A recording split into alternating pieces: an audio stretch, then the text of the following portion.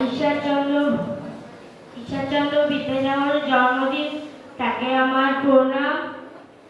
মঞ্চে উপস্থিত আমার সম্মানীয় শিক্ষক শিক্ষিকা এবং দাদা দিদি ভাইদেরকে শ্রদ্ধা জানিয়ে আমি একটি কবিতা পড়ছি।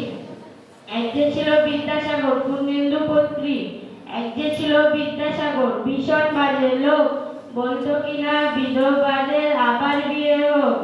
এক যে ছিল বিদ্যাসাগর দেখতে বেলে,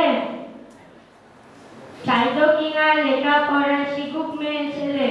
এক যে ছিল বিদ্যাসাগর